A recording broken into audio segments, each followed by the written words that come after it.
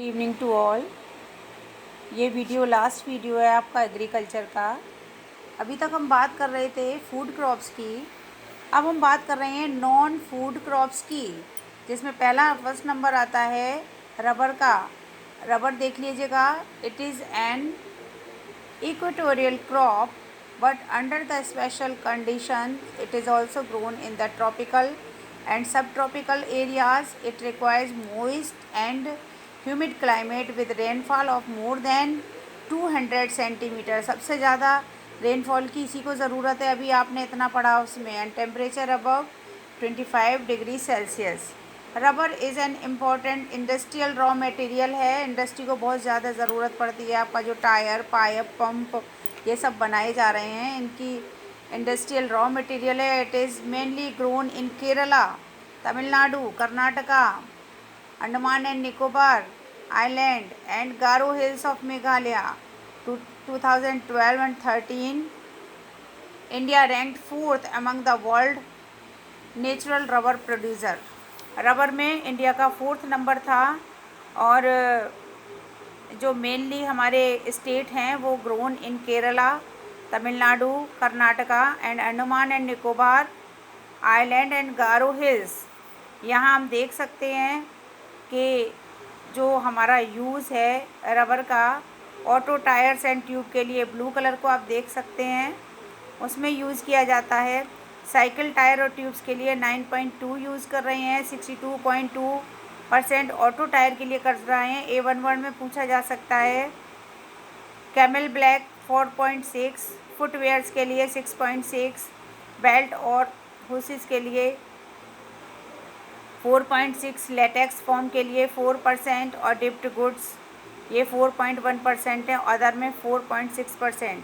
तो इंडिया का 4th rank है वर्ल्ड में।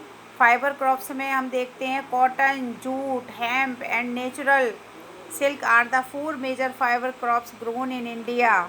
यहाँ आप अंडरलाइन कर लेंगे 4 major fibre crops in India: cotton, jute, hemp and natural silk.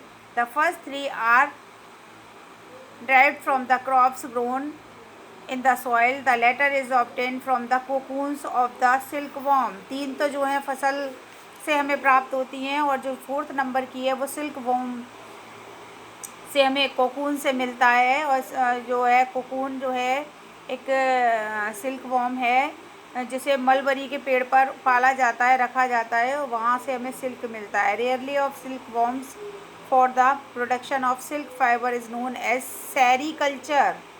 Sericulture जिसमें सिल्क तैयार होता है। कॉटन को देख लेंगे। India is believe to be the original home of cotton plant. Cotton is one of the main raw material for cotton textile industry. Cotton textile industry में mainly आपको गुजरात में मिलेंगी और महाराष्ट्र में मिलेंगी। 2014 में India was the second cotton textile industry after China. China आप इतनी देर से आप पढ़ते हुए आ रहे हैं, चाइना नंबर 1 पर है, इंडिया का दूसरा number. Cotton grows well in dryer parts of the black cotton soils in the Deccan plateau. देखिए जो मेनली जो काली मृदा जिसको हम कहते हैं ब्लैक सॉइल, इसमें कॉटन कल्टीवेशन किया जाता है। इट रिक्वायर्स हाई टेम्परेचर की ज़रूरत होती है, rainfall for irrigation, 210 Frost free days and bright sunshine की ज़रूरत है इसको उगाने के लिए। ये खरीफ की फसल है। 6 to 8 मंथ लगते हैं इसको मैच्योर होने में। Major cotton producing states are Maharashtra, Gujarat, 2 आप याद कर लीजिएगा। जूट इसके बाद इसको एक रेशेदार फसल कहते हैं, या इसको गोल्डन फाइबर के नाम से जाना जाता है। Jute's another name is golden fibre, सुनहरा रेशा हिंदी में हम बोलें। It is known as golden fibre. Jute grows well on well drained fertile soil in the flood plains where soils are renewed every year. जो फ्लड जो बाढ़ होती है, बाढ़ का जो पानी अपने साथ मिट्टी को और गाद को, जो सिल्ट को लेकर आता है, उसमें इसको ग्रो किया जाता है। हाई टेम्परेचर की रिक्वायरेशन रहती है इसमें। वेस्ट बंगाल, बिहार, असम, उड़ीसा और मेघालय में जो है मेजर जूट प्रोड्यूसिंग स्टेट हैं। और इससे bags, mats, ropes, yarn, carpet, ये सब दूसरी चीज़ें बनाई जाती हैं। लेकिन अब इसकी जगह प्लास्टिक ने ले ली है। अब प्लास्टिक जो है ज़्यादा यूज़फुल हो गई है। और जैसे कि जूट के जो बैग्स हैं, जो बोरी हैं, सैक्स हैं, उनमें जब सामान रखते हैं तो वो एयर टाइट भी नहीं रहता है, और फिर उसके बाद उसमें पानी का जाने का भी थोड़ा सा प्रॉब्लम रहती है। तो इसकी जगह प्लास्टिक ने काफ़ी हद तक ले ली है। इसी वीडियो में हम इसको फिनिश करेंगे, टेक्नोलॉजिकल एंड इंस्टीट्यूशनल रिफॉर्म्स। अब एक बहुत बड़ा चेंज ये आ रहा है कि एग्रीकल्चर को हम किस तरह से जो है न्यू एरा है, टेक्नोलॉजी है, जो न्यू इंस्टीट्यूशंस हैं, इनसे हम कितना उसमें बदलाव ला सकते हैं। It was mention in the previous pages that agriculture has been practiced in India for thousands of years, sustained use of lands without compatible techno-institutional agriculture development। अब हमें ज़रूरत है, अगर हम टेक्नोलॉजी का इसमें यूज़ करते हैं तो हम बहुत ज़्यादा जो है प्रोडक्शन कर सकते हैं। पहले क्या होता था, हम टोटली डिपेंड रहते थे मॉनसून पर, अपने ऑर्डिनरी सीड्स पर, अपने ऑर्डिनरी टूल्स पर। अब एग्रीकल्चर में बहुत ज़्यादा चांसेस हैं, with the help of technical use करके हम जो है बहुत ज़्यादा उसमें चेंज ला सकते हैं, बदलाव ला सकते हैं, या हम ये कहें कि बहुत ज़्यादा हम पैसा भी बना सकते हैं। तो पहले ऐसा लगता था कि हमारा जो किसान है वो उसको कोई फ़ायदा नहीं होने वाला, लेकिन अगर वो इतना ज़्यादा इस सब का यूज़ करता है, ये सब चीज़ उसको अगर मिलती हैं तो डेफ़िनेटली वो बहुत ज़्यादा जो है खेती से जो है पैसा बना सकता है। अब आप देखिए, यहाँ पर देखिए, main focus of our first 5 year plan, the right of inheritance and the already lead to the fragmentation of the land holding necessity consolidation of holidays. अब यहाँ पर जो है, जब भारत आज़ाद हुआ था तो सबसे ज़्यादा फोकस किया गया फर्स्ट 5 year प्लान को। तो फर्स्ट 5 year प्लान कब स्टार्ट हुआ था? 1951 में। उसमें मैंने 9th में आपको बताया था 5 ऐड कर देंगे तो आपको वो प्लान पता लग जाएगा। The laws of land reforms were enacted but the implementation was lacking or lukewarm. The government of India embarked upon introducing agriculture reforms in improvement in Indian agriculture in 1960s to 70s। इन 10 सालों के बीच में बहुत सारे revolution हुए। किस तरह के revolution हुए? जैसे कि वाइट रेवोल्यूशन किस लिए हुआ? दूध के लिए। दूध की जो क्रांति थी उसको वाइट रेवोल्यूशन के नाम से जाना जाता है ना। और ग्रीन रेवोल्यूशन है वो किस लिए हुआ था?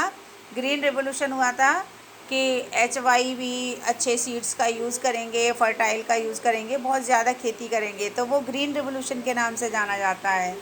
गवर्नमेंट जो है फार्मर्स के लिए बहुत सारे काम भी कर रही है, जैसे किसान क्रेडिट कार्ड KCC ये बना रही है, पर्सनल एक्सीडेंट इंश्योरेंस स्कीम तैयार कर रही है। तो गवर्नमेंट बहुत सारा काम कर रही है फार्मर्स के बेनिफिट के लिए।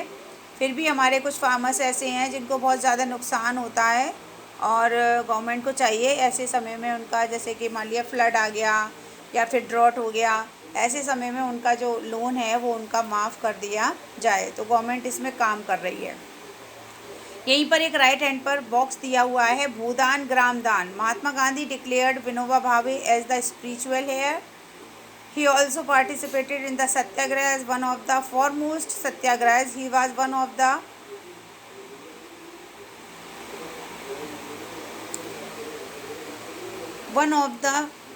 portents of the Gandhi's concept of Gram Swarajya.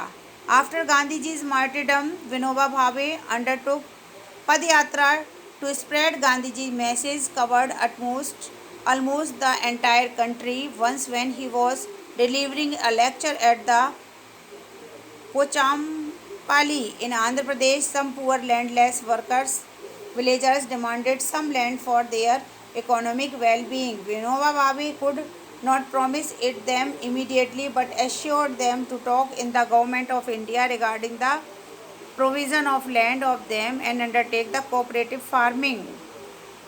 Suddenly Shri Ramchandra Reddy, ये आपको नाम याद रखना है, इन्होंने अपनी 80 एकड़ जो ज़मीन थी वो जो है जो लैंडलेस विलेजर्स थे, 80 लैंडलेस विलेजर्स थे, उनको भूदान, उनको ज़मीन जो है दान में दे दी। तो ये भूदान आंदोलन किसने चलाया था? ग्रामदान भूदान आंदोलन विनोबा भावे ने चलाया था। और सबसे ज़्यादा ज़मीन अपनी किसने डोनेट कर दी थी? उनका नाम आपको याद रखना है, श्री रामचंद्रा रेड्डी, ये आपको नाम याद रखना है।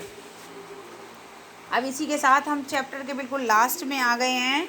अब यहाँ पर ध्यान देने वाली बात ये है, जो आपको ध्यान देना है वो आप थोड़ा सा समझ लेंगे।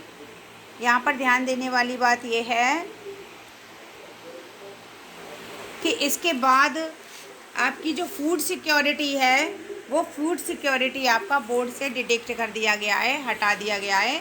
तो इसके लिए यही आपका चैप्टर फिनिश होता है।